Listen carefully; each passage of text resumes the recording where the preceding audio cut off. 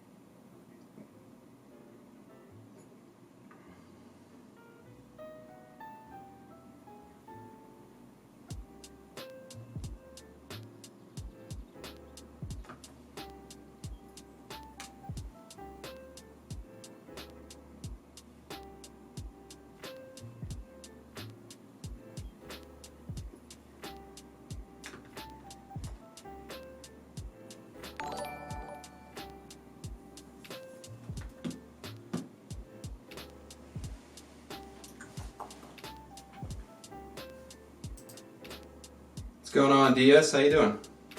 Can you all hear me?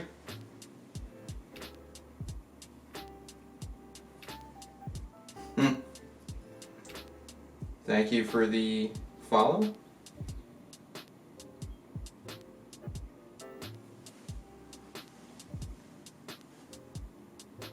Good. Okay. Cool. Was playing around with the audio a little bit before this, but my mic was acting up, so I was like, screw it, I'll just use the camera. Whatevs.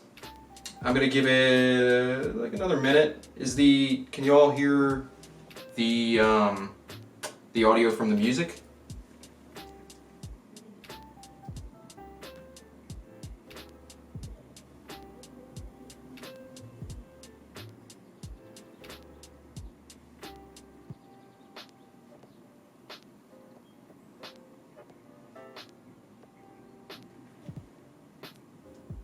Balance is good with the beat. Okay, cool.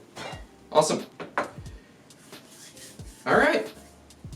So yeah, I mean, I meant for this to be kind of like a sort of a chill time, you know, as like a thank you for everyone who has helped me hit 500 subs so far. It's Memorial Day weekend. It's a Friday. Wanted to relax with a drink. If you have anything to drink, go ahead. I'm gonna break something out. I'm gonna make some cocktails in a little bit. I just want to kind of start off just with something light. So I'm going to pour myself some scotch. So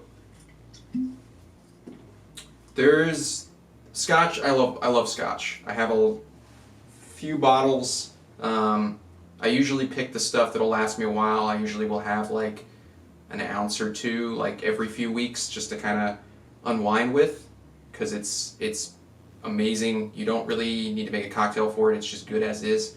I usually like to keep like one kind of pricier bottle. Most of my bottles are going to be around like 50, 60 bucks, which sounds like a lot, but I don't have a lot of bottles of Scotch. And then usually I'll like to have like one expensive bottle that I'll break out for like special occasions.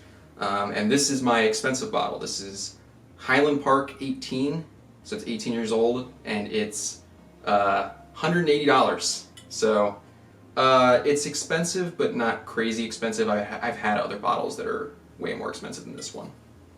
So I'm gonna pour myself a little bit, and then we're gonna get into it. So if you got something to pour yourself, enjoy. Cheers. Oh man.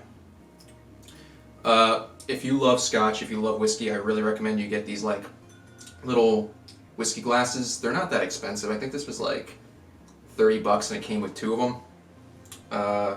And it's perfect for Scotch because usually I don't have to measure it. Hey, Words Maybe, how you doing? How's it going?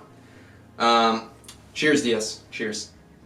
Yeah, you don't usually have to measure it when you get one of these, because when you go to pour it, you usually hit where like the bubble is like in the center, like where it's the widest. It's much easier to pour it that way because you don't have to worry about using, you know, your tumblers. So, cheers.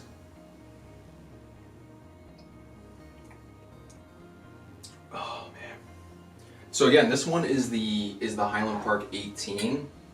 It's 43%, single malt Scotch whiskey. It's really, really good. It has like similar notes to like a bourbon, where there's like some baking spices in there that you can taste. So it's really sweet, which is one of the reasons why I really like it, because it's a lot of Scotches you have might be a little overpowering, and this one is a lot smoother. So I'm really happy with this one. I have other ones here too that I might try a little bit later, but I figured this was a good one to start with. Oh, God, this is really good. Yeah, I also wanted to use this time as kind of a forum for how to kind of get started with your own bar. I've been asked a lot by different people on a good way to get started if you're new. And obviously you don't need to go my route. You don't need to get a whole shelf of bottles. It's kind of overkill. But if you are just starting out, you want to get a few bottles, you don't really know what to get, you don't really know what to start with, I kind of want to help out with that. So let's start with equipment, okay? So a lot of times when you Google like cocktail shakers, what'll come up on Amazon is like the most popular thing is like a tumbler shaker. So this is the one, or cobbler shaker. This is the one that you see that is one tin. It'll usually have like a smaller lid, and it'll have a cap. Now, I don't recommend you get these, and there's a few reasons. One, they don't tend to last as long.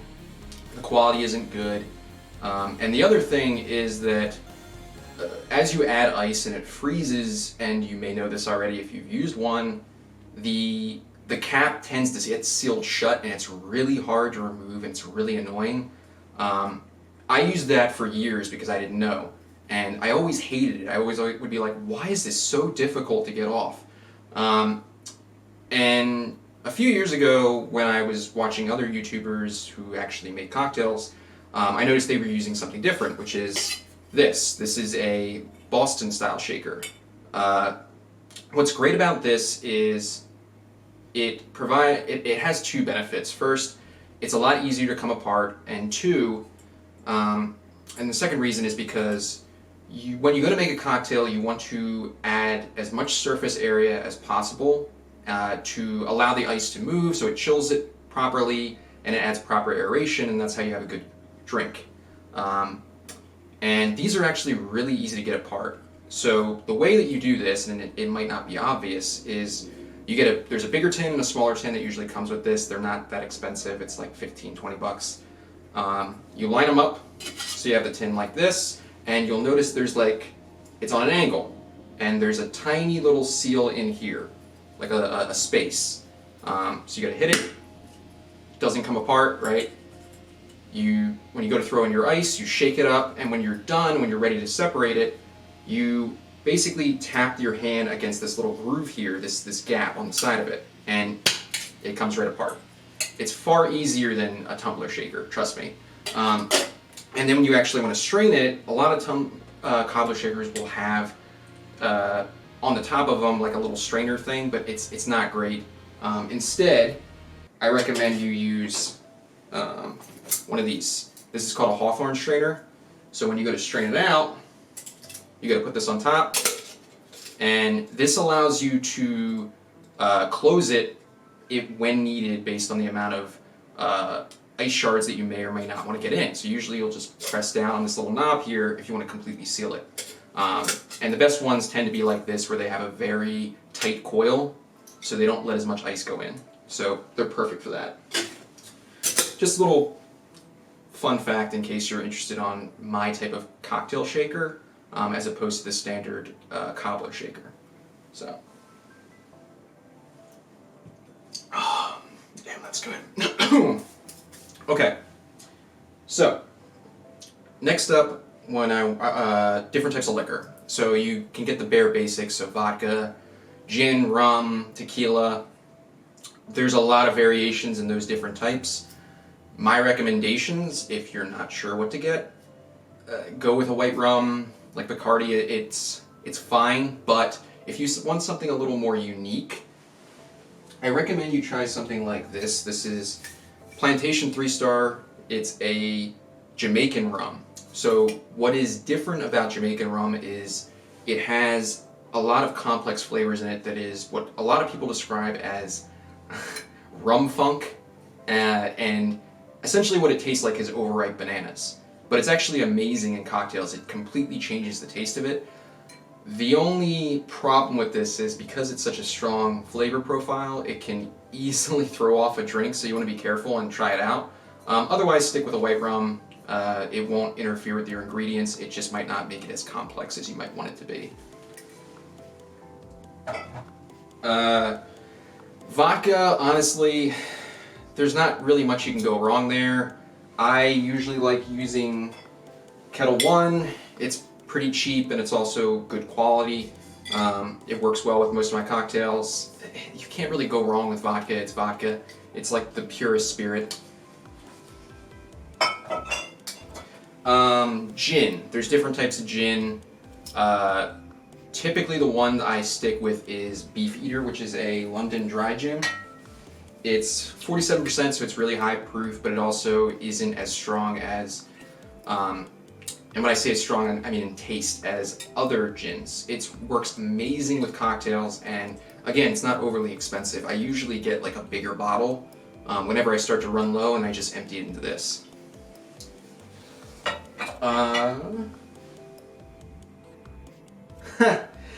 Yeah, I mean, mixing can be scary, but it's kind of an experiment. You know, you try out different rums or different liquors to see how it tastes in the cocktail that you're going to make, because changing even the rum that you're going to use can drastically change how it's going to be, how it's going to turn out. Using a white rum tends to fade into the background, sort of like vodka.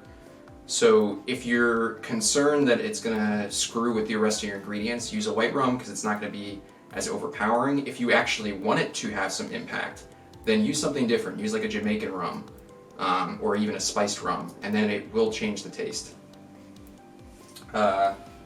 Tequila.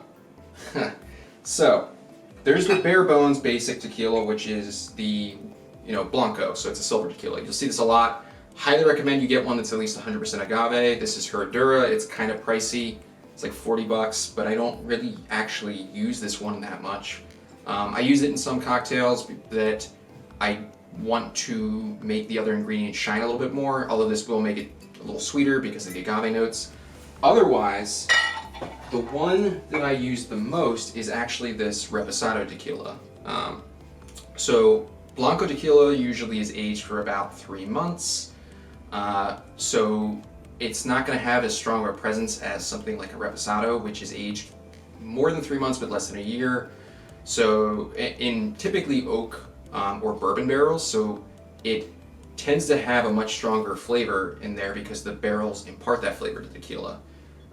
So I love this when I make margaritas because it just adds a lot more character to the drink. And then the other one you can get, and I have one here, but I don't use it very often, is an Enejo Tequila, which essentially means aged. So this one is aged for at least a year, if not longer. I will say, as you can probably see, I haven't used a lot of this because it's fucking strong. Like, in terms of taste, it's gonna really overpower a lot of your drinks. This is essentially the Scotch of tequila. So it's really that powerful. I haven't played around with this as much just because it is very hard to work with, but I enjoy it. It's pretty good. And I mean, overall, those are your base spirits. I mean, there's bourbon, there's Scotch, and even in terms of agave-like alcohols, there's mezcal, which I usually use when I make a Oaxaca Old Fashioned. I'm not going to get into that right here. If you're interested, let me know, and I'll kind of walk through it. But if you want a smoky drink, a smoky tequila drink, go with mezcal. It definitely will help out. The dark souls of tequila. So yeah, that's essentially the bare basics in terms of alcohol. I tend to have some variations in terms of which alcohol I have. Like I have different vodkas for, like I have a citron vodka, an orange vodka. It's actually kind of easy to make them yourself if you want, but it takes time. It can take like weeks, and it's not really worth it. If you do want to make your own liquor though, it's actually not that hard.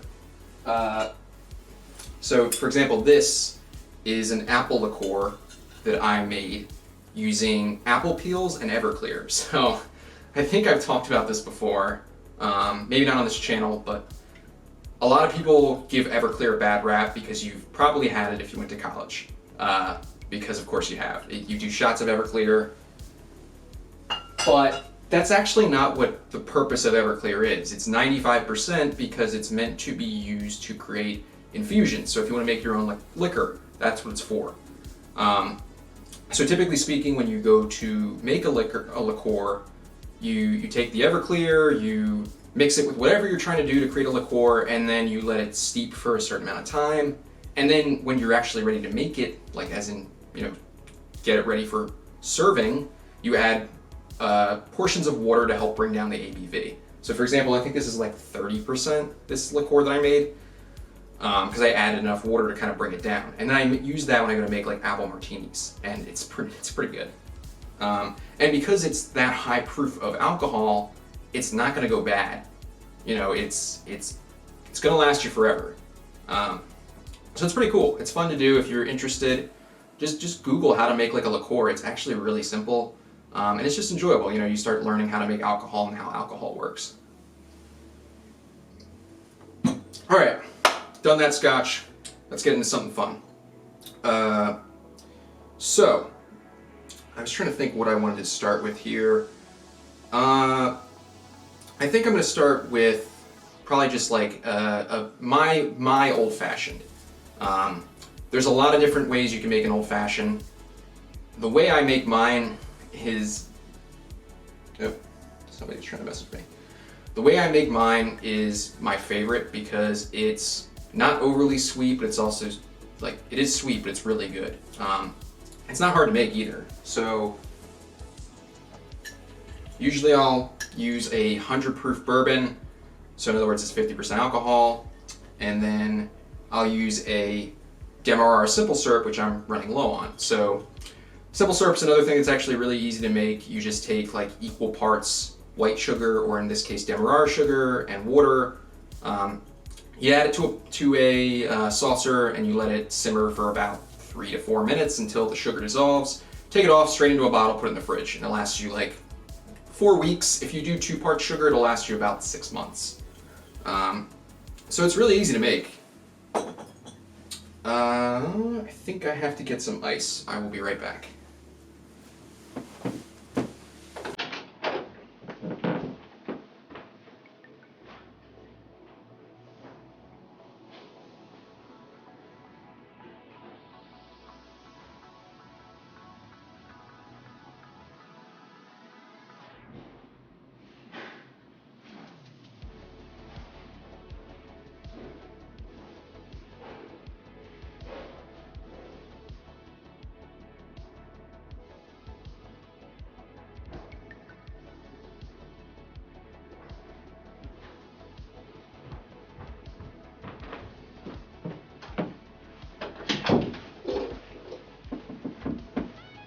All right.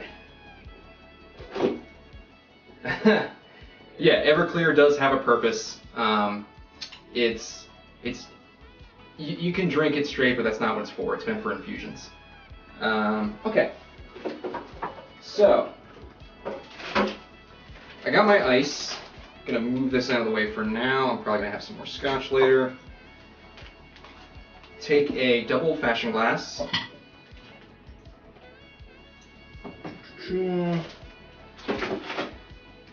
And the way I make this is pretty easy. So first up,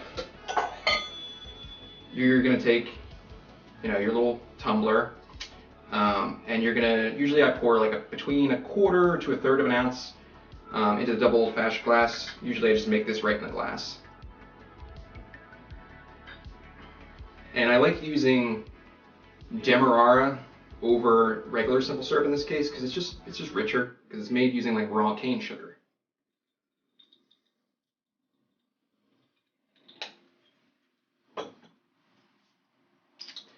Then I'll add about a dash or 2 of Angostura bitters. Some people would ask like, hey, what can I substitute? Bourbon, get whatever bourbon you want, whatever you like. Angostura bitters can't really substitute with anything else. It's kind of its own thing, but you can pretty much get this anywhere. They even sell it in like ShopRite, and it's like 44.7% alcohol, but because it's in like a dasher bottle, most people don't get drunk off this, but you can get drunk off this. I've made a cocktail where it was like an ounce of this crap, so it's strong. So, dash, 2 dashes, put this aside, and then I'm gonna do about 2 ounces of this Knob Creek small batch. Just gonna use this side so I can get the rest of the syrup out. Okay, 1, 2 ounces. Okay. Cool. Put this back here.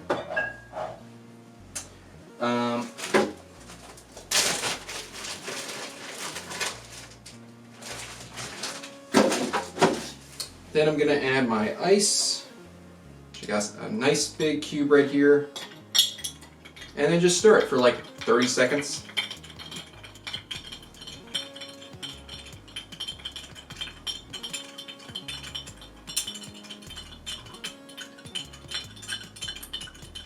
Okay. All right. For garnishes, there's typically what I like to do is garnish it with at least an orange peel. It just tastes a lot better with that.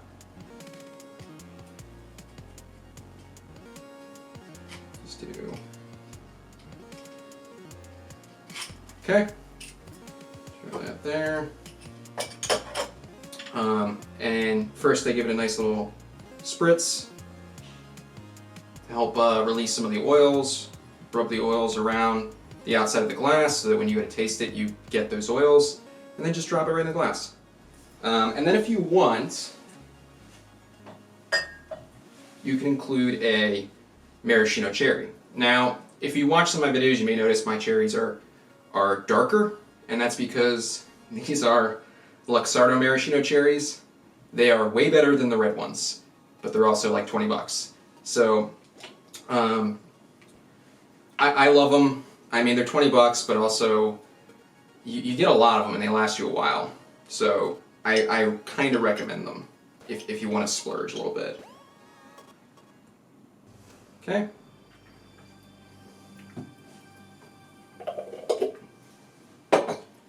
Alright, and there you have my old fashioned. So again, it's like 2 parts bourbon, 1/4 ounce of Demerara simple syrup, about 2 dashes of Angostura bitters. Stir it up for about 30 seconds over ice, and then garnish it with a orange peel and a maraschino cherry. Cheers. Oh god, I love this fucking cocktail. It's what's really good about it is that all the parts kind of come together so well. So the Demerara simple syrup plays so well with this bourbon, you know, because the bourbon has those notes of spices that goes so well with this Demerara simple syrup. It meshes great. And then you have the aromatics from the bitters, which also play well. You get a little bit of that orange notes. You get the if you decide to use some of the syrup from the cherry in there too, it kind of meshes as well. And what's great about this version is, unlike the original Old Fashioned, which calls for a sugar cube that's muddled, that will evolve over time in the sense where it's not going to be as sweet initially, and then as you drink it, it starts to get sweeter. When you use a syrup, it's just going to always be as sweet as it is. So there's pros and cons to using an original Old Fashioned. I prefer this one. It's so perfect. It's just the right amount of sweetness. It's just the right amount of baking spices, and it's delicious. I love this one.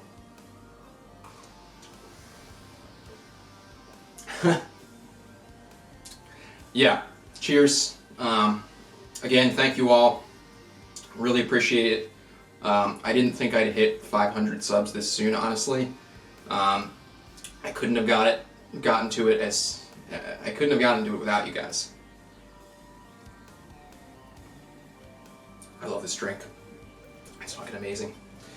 I did want to do another cocktail that I think I made a note of. Give me 1 second.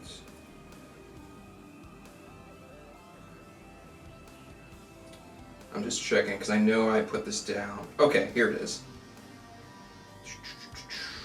Okay. Okay. That's not it. Oh, did I? Oh, I do have it. Okay, cool. Never mind. I'm sorry.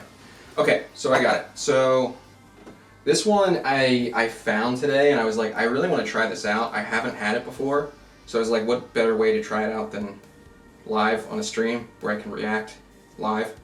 So this is called a Jungle Bird, and it's supposed to be a tiki cocktail. Now, I don't have any tiki glasses, but I'll just use like one of these ones. It should be fine. So it's basically dark. It's dark rum, pineapple juice, lime juice, simple syrup, and Campari. So Campari is a bitter aperitif, and so an aperitif is an Italian liqueur that you drink, people in Italy drink before they eat, and it helps with your appetite. So it helps get you hungry, you know. And there's other alcohol that's like a digestif that you would drink after you eat, and that helps with your digestion. So it's very bitter. Like, this is super bitter. When I first tried this out, I was like, this is too bitter. I don't know how people can drink this. Over time, my palate kind of expanded so I can handle it better. It's still very bitter to me. But this recipe calls for 3/4 ounce. So it's a good amount of Campari. But I am interested to try it out because it looked really good. And it looks like it's in a rocks glass, which I have right here. So I'm going to move this old-fashioned, hold on, aside for now. And I'm going to get this going. I think this is in a shaker. Yes, it is. Okay. So, let's try this out. Let's see how this is. Doesn't hurt. And while I have the Campari out, let me start with that. So, this calls for 3/4 of an ounce of Campari. So, let me separate this. Let me put this aside for now. Okay. Yeah, there's like, there you go. So 3/4 of an ounce of Campari. Okay. 1.5 ounces of a dark rum. I have a couple dark rums. One of them is a Jamaican one, but I'm not going to use it because I'm afraid it's going to screw up this drink.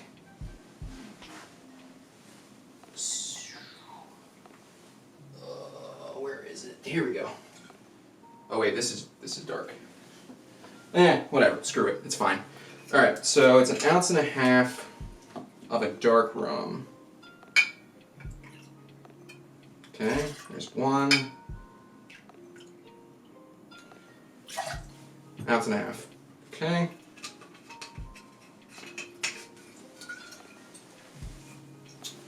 And then I know there's pineapple juice in this too. 1.5 ounces of pineapple juice. Okay.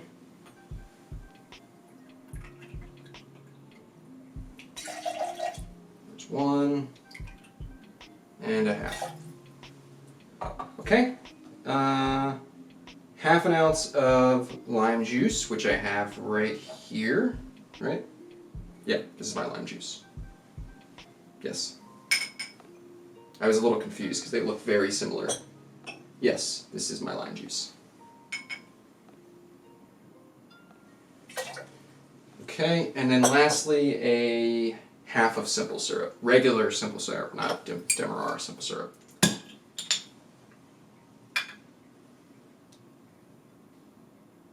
Okay. All right. I'm excited to see what this is going to be, how it's going to turn out. So, I'm going to add some ice.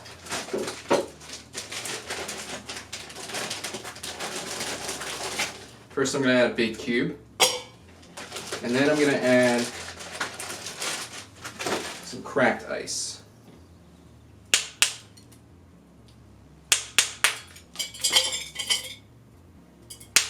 Sorry if that's loud. Okay, cool. And then shake this up.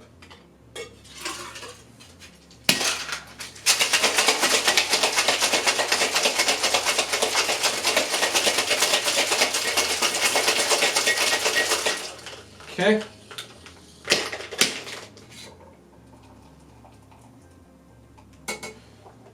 All right. Put this one aside. This goes in a rocks glass, so I'm going to crack some fresh ice.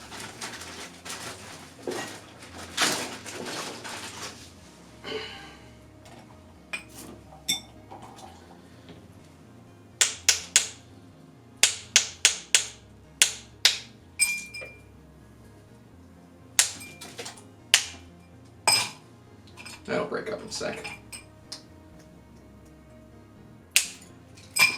Okay, that's good. Now it says to garnish it with like pineapple fronds and stuff. I don't have that shit, sorry. It's kind of hard to get right now.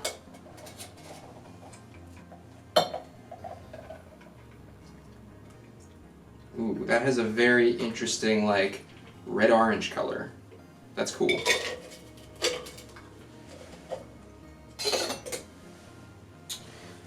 All right. And there we have the Jungle Bird. Let's see how this is. Cheers. Huh. That's honestly not as bitter as I thought it was going to be. I still get like hints of bitterness from the Campari, but I think the sweetness from the simple syrup and the pineapple juice and that tartness from the lime juice definitely helps offset it, which is actually pretty pleasant. I was expecting this to be a lot bitter than it is. Because one thing you'll notice if you play around with Campari is it's bitter. Like it really screws with your drink and makes it really bitter. But this is actually pretty good. I kind of taste the rum. I mean, I get a little bit of the overripe banana, but I feel the pineapple juice is kind of the star of the show here. Hey Diesel, how you doing? Yeah, it is a nice color, isn't it? I really like it. It's kind of like a sunset color, which is very beautiful. Yeah, it's fairly good. I'm actually really surprised. There's also like a little bit of frothiness here. I don't know if you can see it on the camera, but I'm pretty sure that's just because of the pineapple juice. So it's really good. I'm really happy with this. I'm glad I made it, so now I know I can make more of them later. Otherwise, I stick to my old fashioned. Fantastic. Still probably one of my favorite drinks.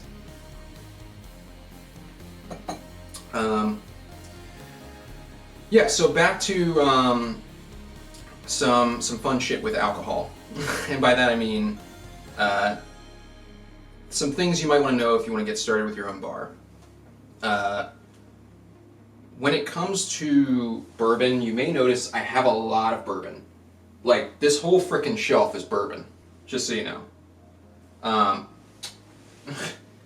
Like there's, well actually not all of it's bourbon. There's like 2 Japanese whiskeys here, and then there's my whole set of bitters bottles. But other than that, pretty much this whole thing is bourbon, because I really like bourbon. And it's a good template. There's a lot you can do with it. Like this is a ginger spice whiskey that is actually made in Jersey, where I'm at. This is a bourbon. This here is actually a rye whiskey. So when it comes to whiskey, or at least American whiskey, there's a lot of variation in terms of how they're made. They're made using like corn or rye. Even bourbon tends to have like rye in it, but I forget. There's like certain rules and restrictions that makes it apply to a bourbon. When I mention like baking spices, you're going to get it the most prevalent in something like this, which is a rye whiskey. And this is something that I typically use when I make something like like a sour, like a whiskey sour. And the reason is because those spice notes will definitely shine through a lot more. And I've made them with bourbon, and I've made them with a rye whiskey, and I tend to prefer this one in that case. Oh, I also have some sake here from Japan still. That's cool. And then even up here, I have a couple more bourbons. These are my more expensive bourbons. And the ones that I don't usually make with a cocktail, it's more my sipping bourbons. Like this one, which is Four Roses small batch. I think it's 52%. It's very strong in terms of flavor, so I find it really difficult to make like an old fashioned with this, because it just tends to overpower the rest of the ingredients. It's still pretty good. It's like, I think it's like $60. And I also have a Maker's Mark 46. This is actually pretty good. This works pretty well with old fashions. It's 47%, but it has like, it's made using like vanilla oak barrels, so you can really get those notes of vanilla, which makes it taste amazing with an old fashioned.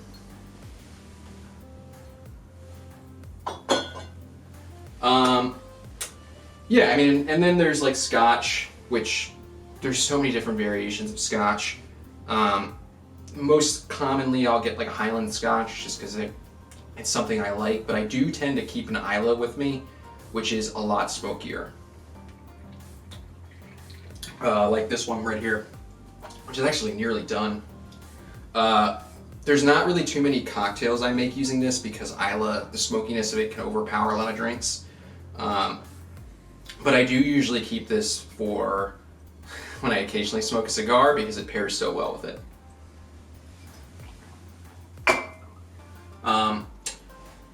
Oh God. So I too want to actually call this one out. This is a blended Scotch. It's Jane Walker, so it's made by Johnny Walker. And it has notes of chocolate, which it's really good actually. And there's a particular cocktail that I like making that's 2 parts Scotch, 1 part amaretto, so an almond liqueur, which is called a Godfather. And this is great with that because the chocolate and the almond work so well together. It's so sweet. So if you're interested in diving into Scotch, you don't really know what to get, and you like sweet things, get this. And then if you want to know what cocktails to make with it, get a bottle of amaretto and try making a Godfather. It's amazing.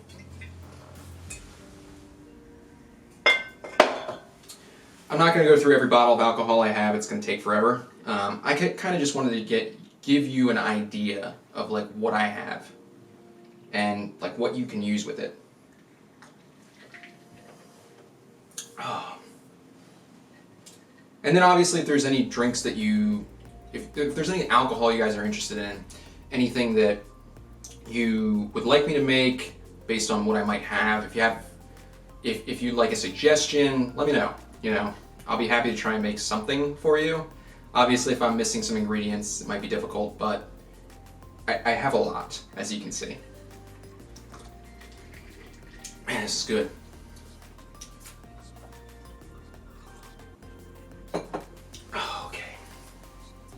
I wish I had some Coke. I think I have Pepsi.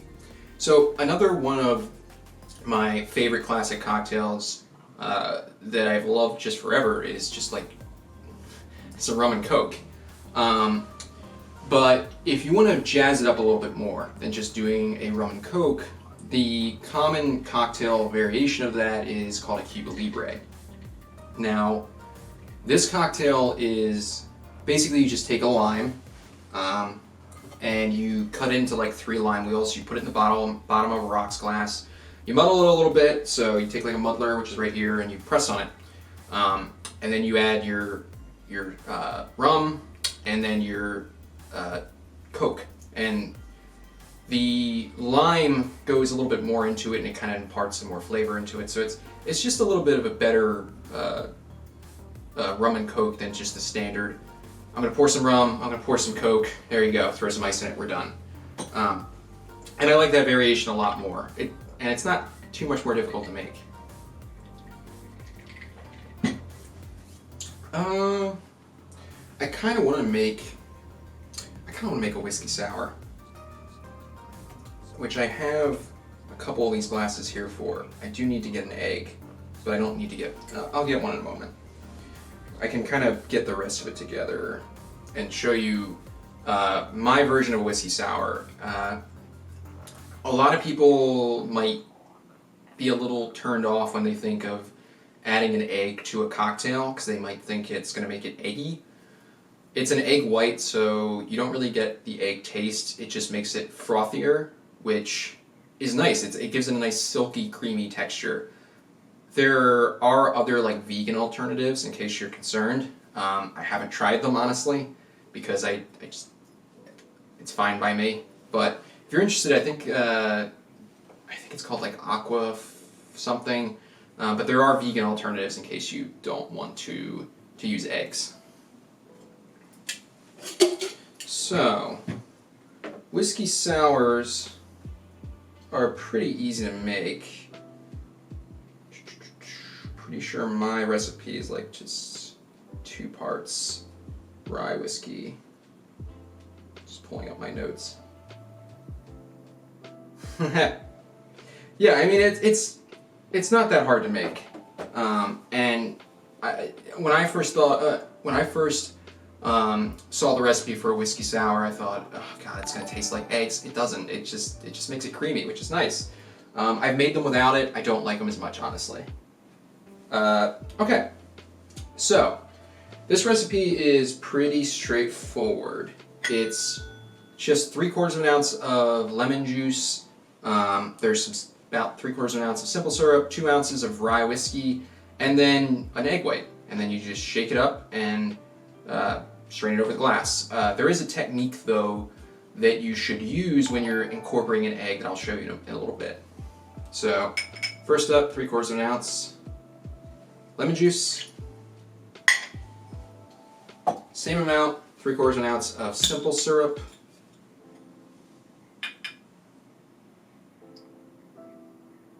Okay.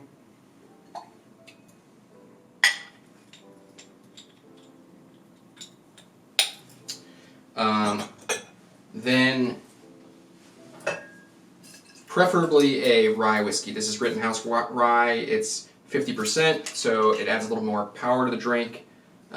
This is my preferred rye whiskey that I use. 2 ounces of this.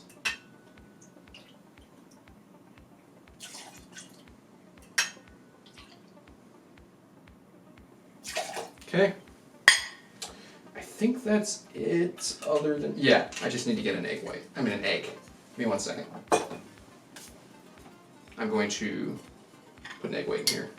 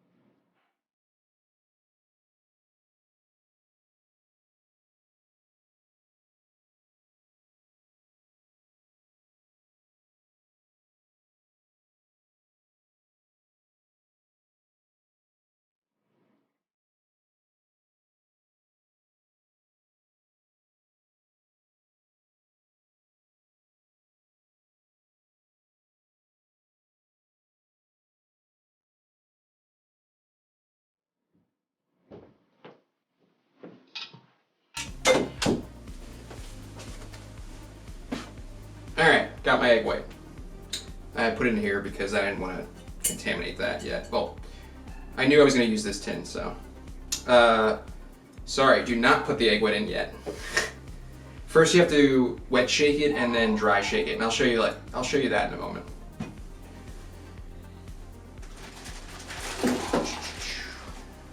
So again, add your ice.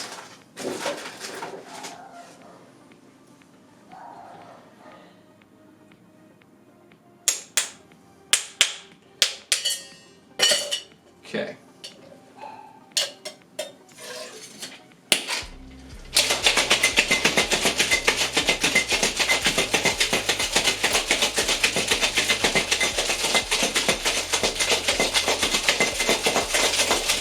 Okay.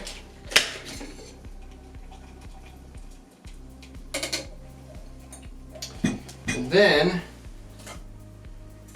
strain this out. I'm going to get rid of this ice in a second.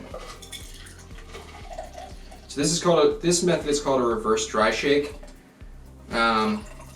Basically, you shake it up to chill it first, the components without the egg white. Strain it out, get rid of the ice, and then shake it with the egg white. And this basically helps give it its creamy texture. 1 second, let me dump this.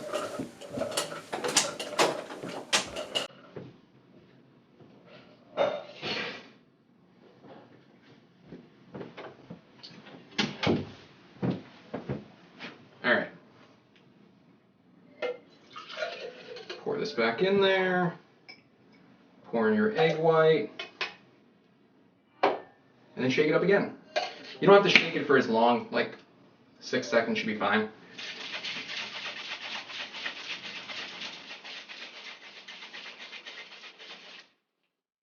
Now, when you don't have the ice, be careful holding this because when you go to open it, if you are too forceful, it's going to just pop open and spray everywhere. Okay. Let me move this. Move this here. Take a glass and just pour it in.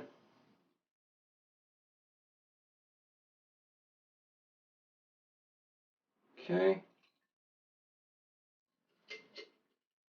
All right. And then typically what I'll do is garnish it with just a couple bitters. Actually, Diesel, I am not a bartender. I've never actually worked in a bar. Don't have my bartending license. This is all just for funsies.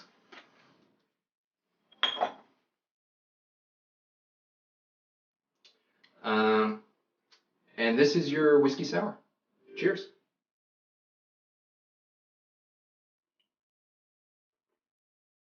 Oh, fuck. Sorry, it's very good. What I love about the whiskey sour is it's such a basic or simple idea for our cocktail. So it's the sugar syrup, it's the lemon juice, and then there's the egg white and the rye whiskey. That's it.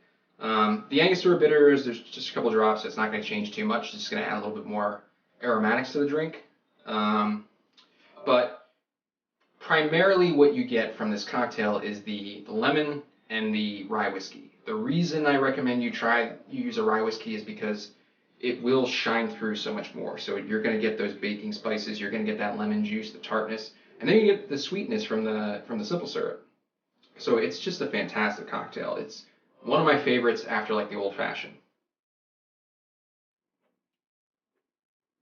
Super sweet, amazing.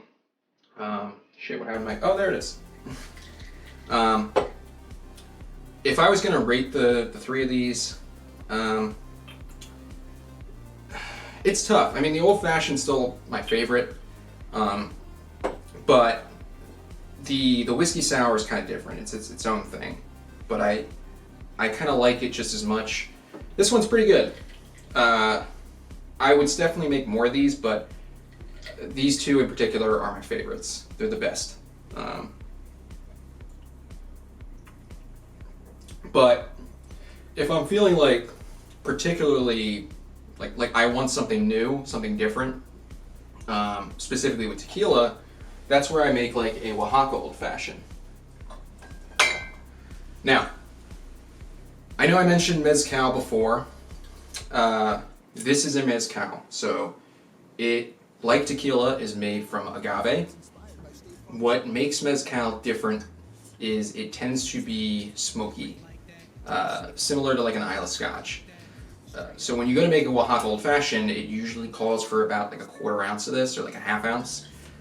You can't use too much because it will overpower the drink, but it's pretty amazing how this pairs with a reposado tequila, some agave nectar, and then it's just perfect. It's just like a smoky, sweet cocktail. So probably make one of those soon, but it's good. I recommend it.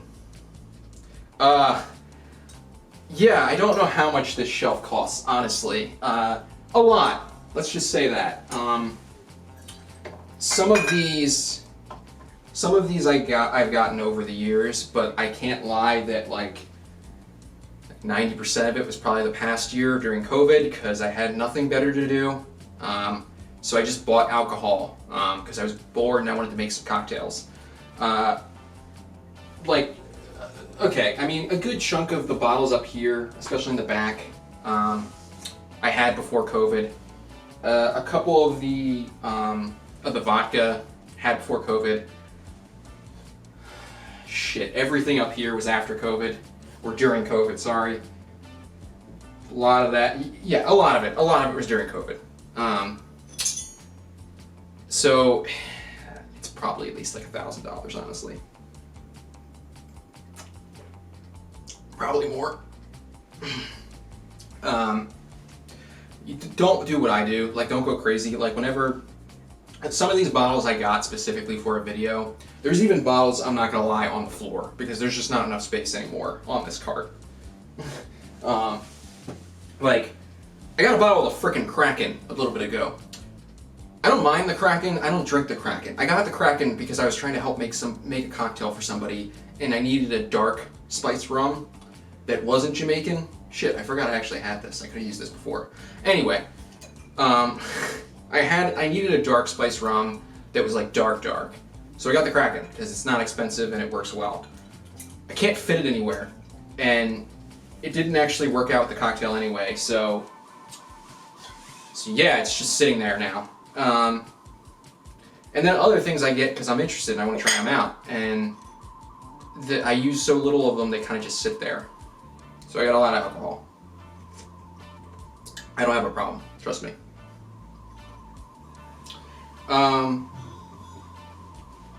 So yeah, if there's any shout outs you guys have for me, again, feel free to pay in the chat. Like if there's any cocktails you're interested in seeing me make using a specific spirit, this is basically just a forum for me to go ahead and play around with some alcohol because I have a lot of it. Oh god.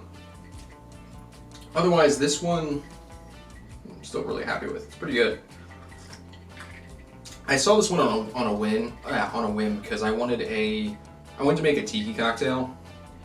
And most tiki cocktails have like pineapple juice in it.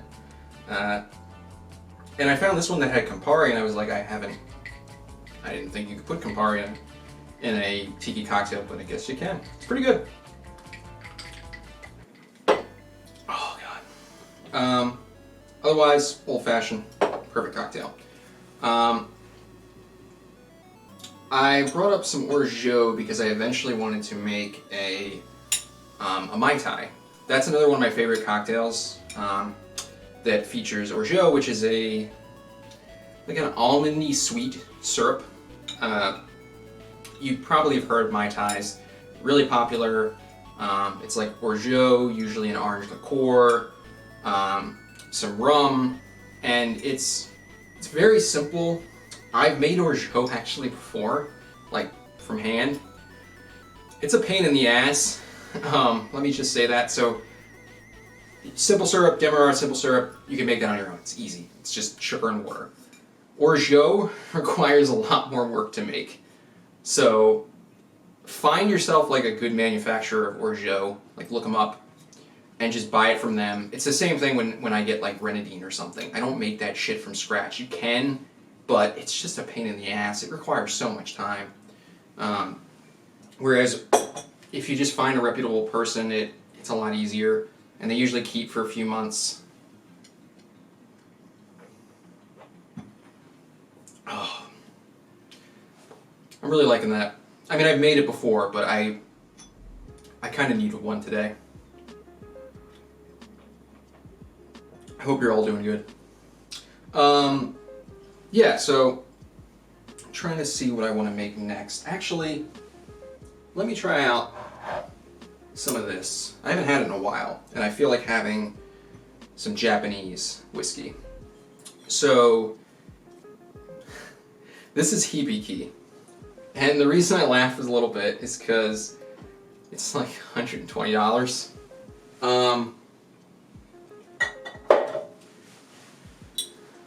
I got it because, who am I kidding? I got it because I wanted it, okay? I saw it and I was like, I like Japanese whiskey.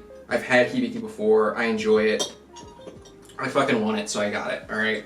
There's no story to it. I wanted the Hibiki, so I got the Hibiki.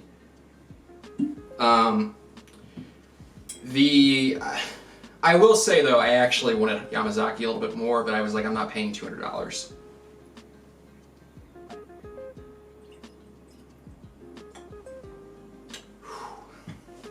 Hibiki's good. I love the bottle. That's another thing, I'm kind of a sucker for bottles. Because the design here is like so nice. It's got like, it's a, cylindrical container, but it's got like little glass lines here that are, it's nice. It's 43%, it's pretty strong. Smell is very sweet on the nose.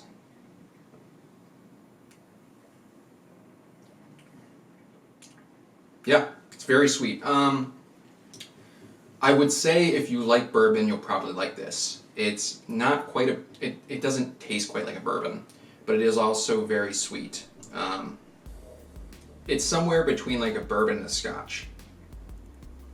It is a nice looking bottle. I love the Hibiki bottle. There's a lot of bottles that I have that I kind of half got because I like the design of them. Now, it's kind of one of the reasons I got the Highland Park. I have had Highland Park before though, so I knew I would like it. But I also like the design because, you know, it has like a nice little etching there because it's called like Viking Pride, so it's got like some like kind of like ruins on there, which is really nice. I think one of my favorite bottles in terms of design is probably Saint Germain. How much time do I spend learning to mix? I mean, I always liked making cocktails just for fun, but I didn't really get into it until last year, like really get into it. So I do research, so whenever I make like a video on something, I do kind of spend some time diving into what's the drink I want to make, how do I make it. I've watched YouTube videos on people doing it. So I do devote time to it because I'm legitimately interested in it in terms of like the science involved in making a good cocktail, you know, because, you know, I've read books on it, and one of the things I found interesting that actually kind of clicked with me is that making a good cocktail is like similar to baking, where you have all the ingredients, you take specific measurements, those measurements actually do matter, and so does the ingredients. When you go to put it in, once you add the ice, once you shake it up, that's it, that's your cocktail. There's not really much you can do to it afterwards to change the flavor. Once you brought it up to that specific temperature, when you shake it, that's it, that's your cocktail. As opposed to like regular cooking where you can play around with the flavor, you can add salt here and there and that'll change it. It's not really how it works with cocktails, it's more like baking. And I found that interesting because I like the fact of precise measurements, of getting like that flavor that you can replicate pretty easily. So yeah, I devote some time to it. It's fun for me. But yeah. Anyway, back to Saint Germain. I didn't get this for the bottle shape. I needed an elderflower liqueur with one of the cocktails I made. I think I used this for my near video, maybe. I don't remember. It might have been for that. But I needed an elderflower liqueur, so Saint Germain's like the most popular one, and I just love the shape of this bottle. Just look how fucking tall this thing is. It's cool. Like, it kind of looks like a lighthouse, which is really neat. And I haven't really used much of it because there's not too many cocktails you can make with elderflower liqueur, but when you do, I usually like those cocktails. They're pretty good. I want to actually use this a little more frequently because I do like it. It's cool.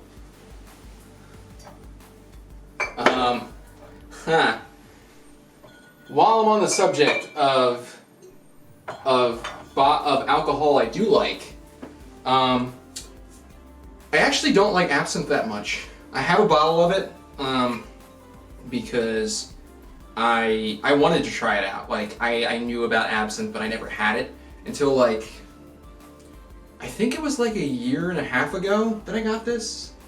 Might have been less. But I watched some YouTube videos on like how you should actually drink absinthe. There is like a method.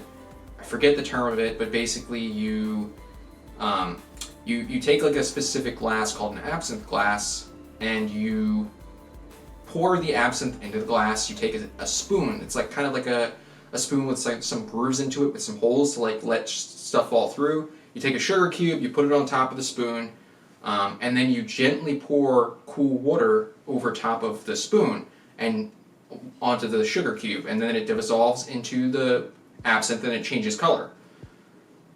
It's cool, it's fun. I don't like absinthe that much. If you're interested in what absinthe tastes like, it's like black licorice. If you like black licorice, you're gonna like absinthe. I don't like black licorice. I didn't think about that when I got this. It's like $70. There's a lot left in this. I don't like it that much.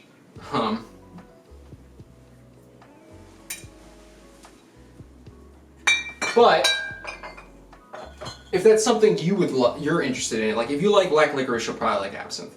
And there's a lot of cocktails that will use absinthe or do what's called like an absinthe rinse to.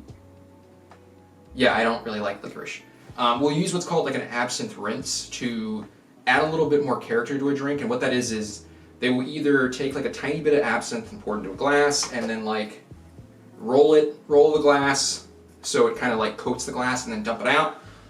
Or you can use what's called like an atomizer. It's basically like a little spray bottle that you can put the absinthe in and then spray inside the glass. That does add some absinthe note to it. I've done that before. Still don't like it. Pretty much any cocktail I've made where I've added absinthe, I'm just like, I don't know why I added the absinthe. It's not good. I don't like it. This, on the other hand, I do like. Yeah, it's fucking smooth. It's good.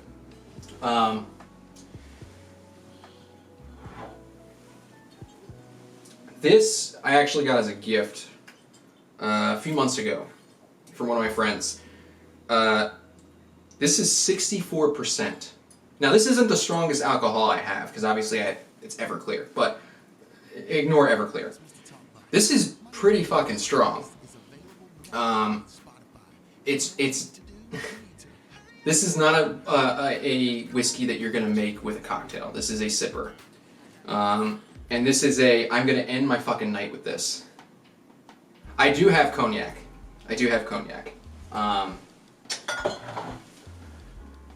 So, this is Pierre Ferrand First Cru de Cognac. It's a really good cognac. I don't think it's that expensive. I think it's like 30 or 40 bucks maybe. And it works extremely well with cocktails, but it's also good on its own. This is, I think, my second or third bottle that I've had.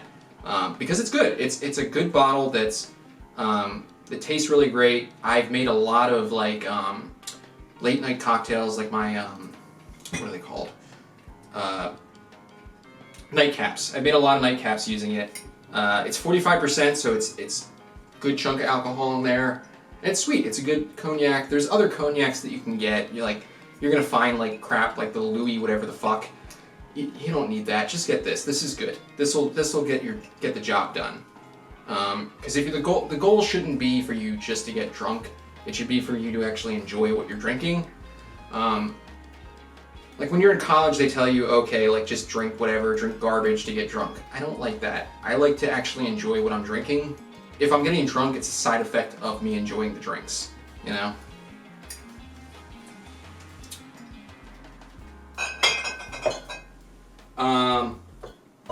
I did do a video a little while back on Irish whiskey, because I feel that it's not something that's talked about too much.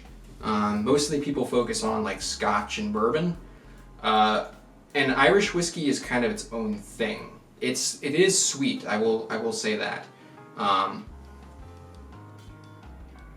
Root beer horchata mix. I've not had horchata, so I can't say. But I love root beer, so I would be interested in trying that.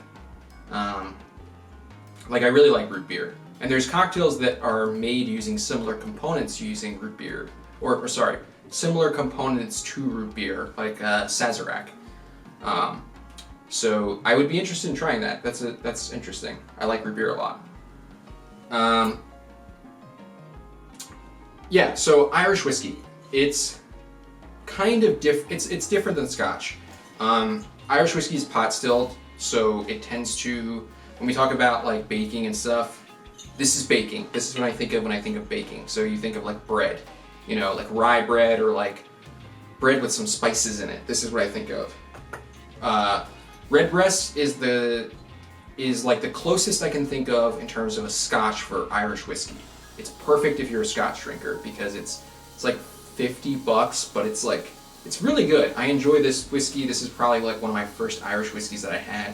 And I ended up getting it again recently. But do I not have it? Wow, that is kind of sad. I thought I did.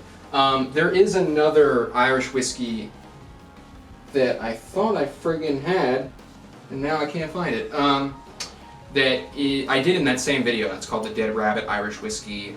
There's a bar in New York called the Dead Rabbit. It was founded by two dudes from Belfast, and they ended up coming out with their own Irish whiskey last year called the Dead Rabbit, and it's so good. It's actually probably my favorite Irish whiskey.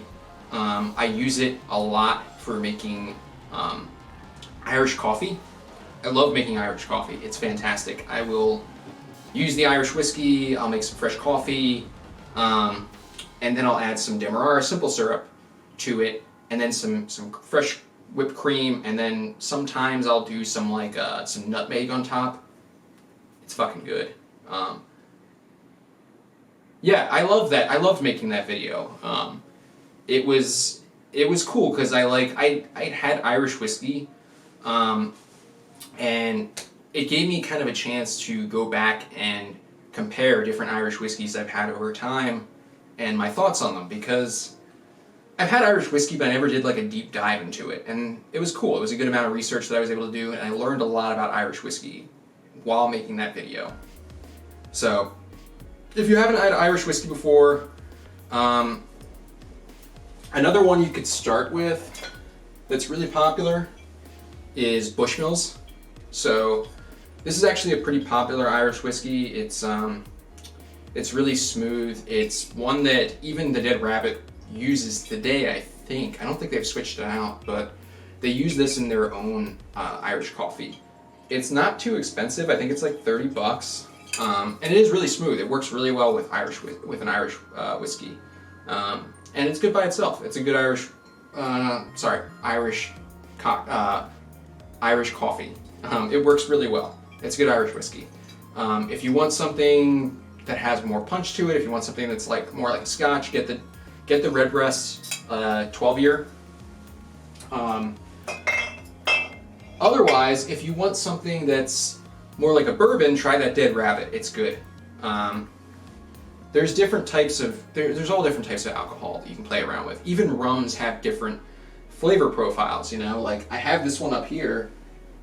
And the reason I do is because this is a fucking amazing rum. This is El Dorado 12-year, and it's a Demerara rum. So it's made using like Demerara sugar, because rum is made using essentially like sugar that they then let age, and it stills, and over time it turns into alcohol.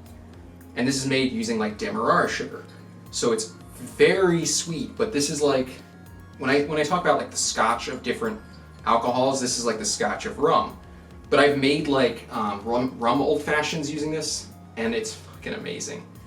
It's so good. Like the flavor profile on this is amazing. I might actually have like a sip of this in a moment.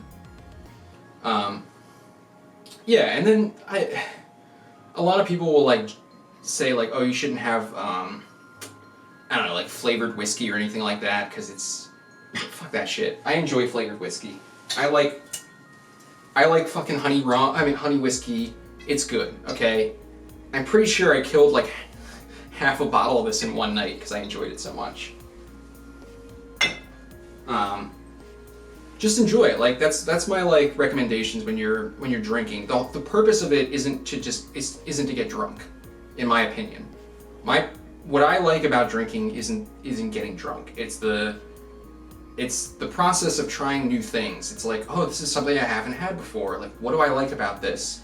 And that's why I like it so much. It's not just the drinking, it's making it. It's like, oh, what am I gonna get out of this? This looks like a fun recipe. And even if it turns out to be crap, now you know, like, okay, why was this bad? What did I not like about it? What can I maybe change about it to make it something that I would like? You know, and then you can make your own recipes based on that. And that's what I love about making cocktails. You know? There's a few bars that I go to that I've been to that I love coming back to because it's the type of bar where you don't ask for a specific drink. You tell them what you like and what you're in the mood for, you know, in terms of ingredients. And then they'll take that information and then make you a tailored cocktail for you. Now, usually those cocktails already exist. They just kind of have in their mind like what you might like. But it's cool because then you get introduced to new things. And then typically speaking, when they make me the drink, I'll ask them, hey, what was this? What was in it? So that I know if I liked it, that I can make it my own, you know?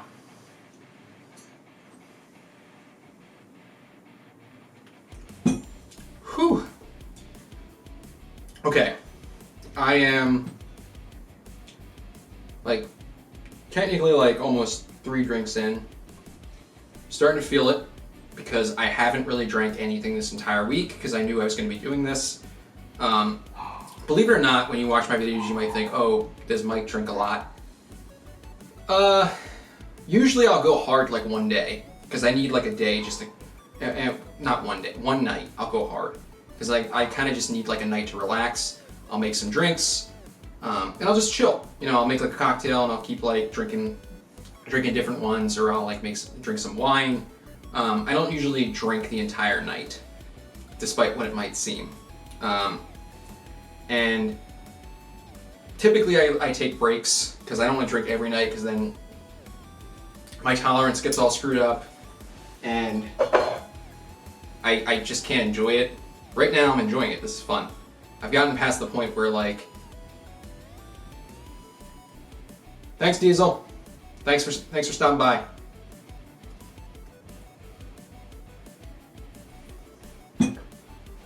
Oh. Okay.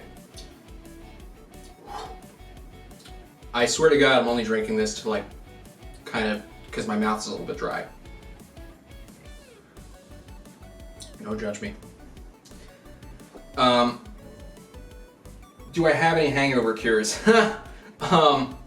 Time. That's the cure. I mean, okay. I don't really usually get like bad hangovers. Do I have a wicked headache afterwards? It depends. I have had some days where I do have like a really bad headache because I was drinking until like 1 or 2 a.m., passed out in bed, woke up the next morning, and because I drank so much, I had a bad headache. What I try to do, if I can remember, is to start, even when I'm drinking like something, have water next to me so I can drink some water while I'm drinking. Don't always remember how to do that, so, you know, it's not always a thing. But yes, I do have bad headaches sometimes when I drink. I don't actually typically have that when I drink wine, which is interesting. I don't know why. There's something about wine that makes it so that I don't usually have as bad of a hangover as something like beer. When I drink a lot of beer and I get drunk off that, I'm gonna have a bad headache the next day, probably. Certain cocktails, depending on what they are, same thing. Wine, I don't have that. And I don't know why. It's weird. Okay, so this is the El Dorado 12 year. So, as I said, it's a Demerara rum, so it's made from like Demerara sugar. On the nose, you immediately can tell when you compare it to like a different rum that this is a lot sweeter. Like, just from the smell of it, you can be like, yeah, this smells sweet.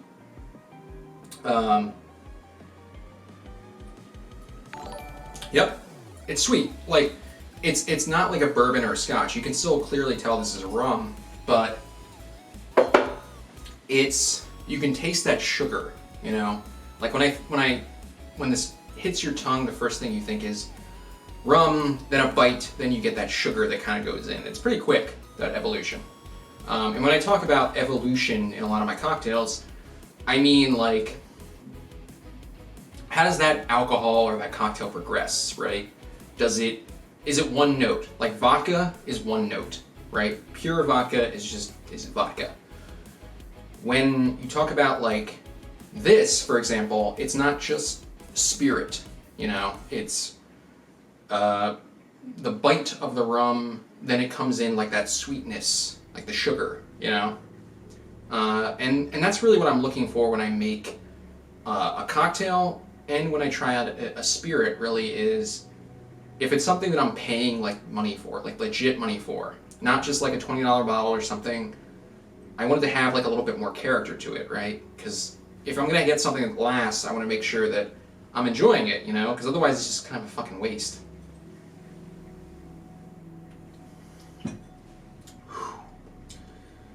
Oh, that's good. That's really good. Oh boy.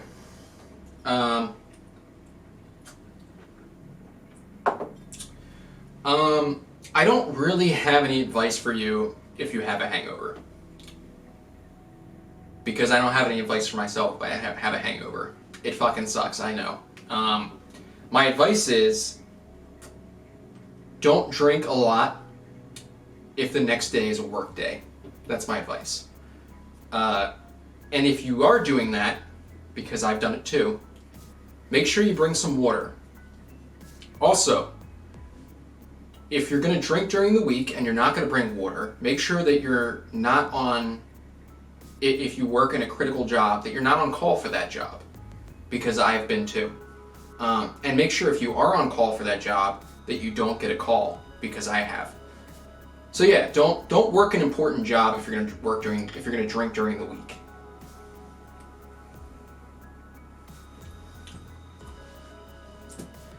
Whew. Okay.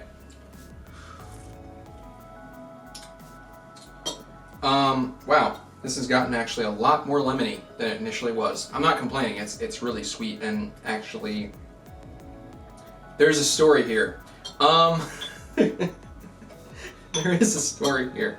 Okay, let's take a quick break and talk about the story then.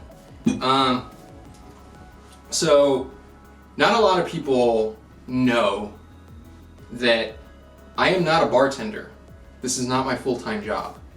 I do this because it's fun. I love making drinks, but I'm not a bartender. Full-time, I am a software engineer. I'm not going to tell you where I work, just I'm a software engineer.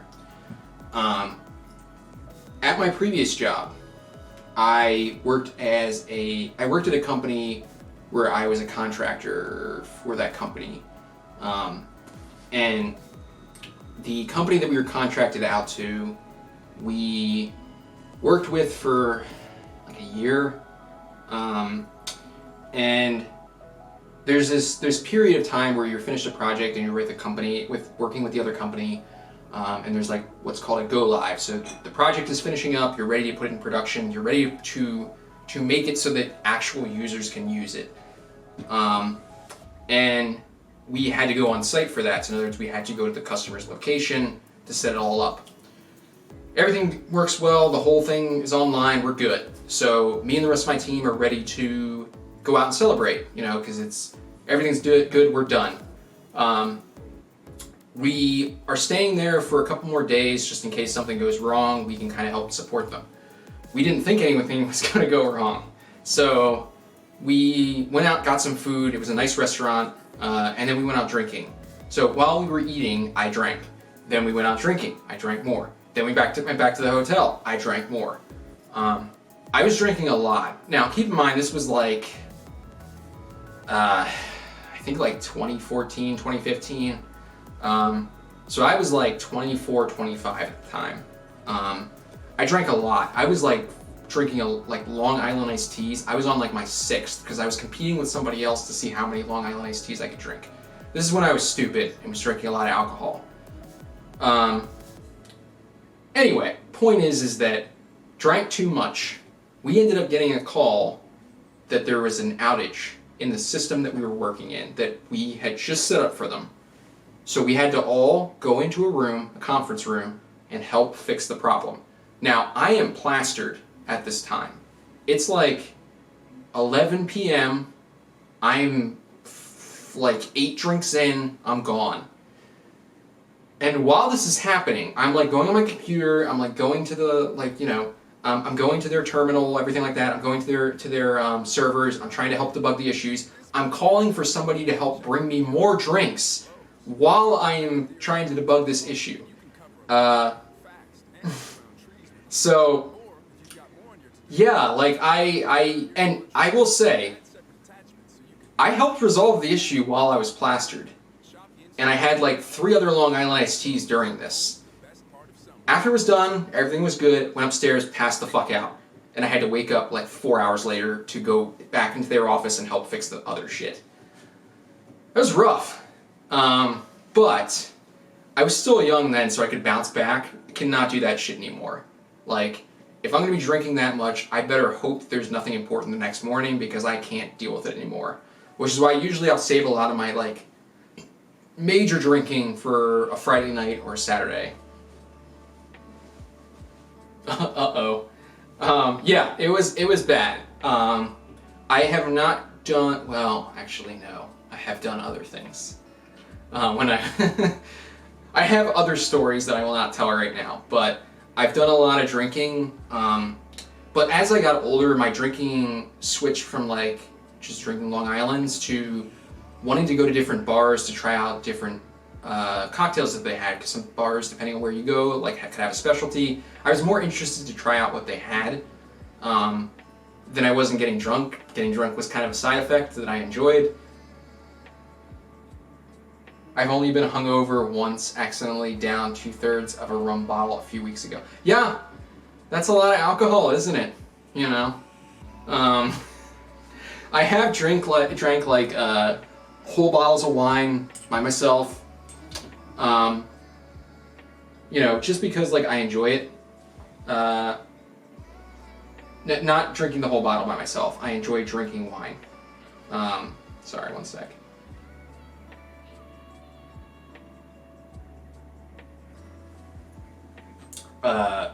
Yes. I have... Wasn't even my own rum. That is the best... Oh my god, that's great. Yeah, like... I have drank, like, bottles of wine to myself. It's... I don't know. I enjoy it.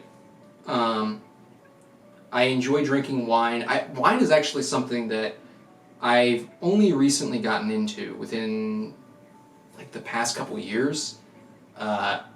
I've recently got a taste for it. I didn't really care for it much until I kind of started understanding what it was about. And I feel like it's more of something that you get as you get older, because I've talked to a lot of people, when they're younger, they just don't get it. Yeah, I recommend you get into wine. It's fun. It's cool. Honestly, one of the things that got me into it was this manga series called Drops of God. So if you want to know about some wines, it is very exaggerated, but it's an amazing manga in terms of learning a lot about wine that you wouldn't think to learn about, and it's presented in such an interesting way. So if you're interested in getting into wine, try and check out the manga. I also made a video on it. Not trying to promote my video, but it's a good way to kind of segue yourself into reading that manga and then looking into some wines. Because I tried a couple wines for that video, and I was surprised. I was happily surprised at the differences in that wine, in the wines that I tried. Hey Sea Lion, how you doing? Yeah, it's an amazing how different of an experience you'll have in different bottles of wine. And I found that most of the wine I enjoy that I didn't enjoy until then was red wines, like Burgundies and stuff like that. I've had like Spanish wines that are amazing, and then eventually I started getting into like, yeah, I'm doing good. Yeah, eventually I started getting in, I started setting up some kind of like memberships of stuff for like quarterly, so I could try different wines and kind of get into them, because I am no expert on wine. If you ask me questions about wine, like which wine should I try, I don't know. I don't know enough about wine to really help you out there. Which is why like I myself am trying to dive into it, because it's interesting. It's amazing how different bottles from different locations and different years just change. And then depending on how you prepare them, how they change. It's an amazing type of alcohol. Okay. Alright. I am probably going to finish up soon. I am kind of tired. It's been a long day. But I really appreciate you all stopping by. If you have any other more questions that you want to give me, like immediately, before I sign off, go ahead. And, you know, I'll try and answer them as much as I can. But otherwise, look out for more videos. Have a list that I'm going through where there's topics I really want to cover. I do really want to cover certain. I do really want to do videos like this again, or topics like this again, where I start diving into how to make different cocktails. Quick question, I guess. I really like caramel toffee flavors. Any cocktails or spirits you can recommend me? Okay, caramel. Yes. So, there are definitely spirits that would work well with caramel. Most likely you'd want something like a coffee cocktail, probably. I mean, it depends on if you like coffee or not. Thanks, PhD. That's nice. This is not caramel, however, it's hazelnut liqueur. It's Frangelico. And it works really well with other types of liqueurs like amaretto. I'd recommend, if you want something with caramel, try making some coffee espresso martini using caramel, like a caramel syrup. It's probably going to change the flavor a bit and make it a lot more interesting. Because I mean, when you make a coffee cocktail, like when you for example have coffee, caramel is an amazing combination with that. So I'd really recommend you try it with a coffee liqueur. One of my favorite coffee liqueurs is this. It's called Mr. Black. It's a cold brew coffee liqueur. What I really like about this is not just the flavor, but also the fact that it's not overly sweet, which is perfect for making cocktails. One of the things you learn when you start making cocktails is you don't want to buy liquor that's overly sweet because it is kind of hard to work with. If you want sweetness, you just use simple syrup, because you can easily tweak that sweetness using just a little bit of syrup, depending on which one you want to use. So it's better to use something that's more like base, you know. And the coffee on this is amazing. I have all 3 types of Mr. Black coffee liqueur because I love it so much. This is their standard one. It's really good. I use it all the time for my espresso martinis. I love it. They also have a single origin one from Ethiopia, also very good. And then lastly, a Colombia one. All are good. If you want to start with one, get this one. It's amazing. This is like my 3rd bottle. I use it all the time. Really recommend it. I don't know if you can get it in Ireland. But if you can find it, I recommend it highly. I'm not sure if somebody else ships it, but if you want a good coffee liqueur, this is the one you should get, in my opinion. Alright, well, thank you all. I really appreciate you guys stopping by. Really appreciate all the support I've gotten so far. Look forward to all the videos that are to come. I'm going to make a lot more. Again, thank you all. Have a good night.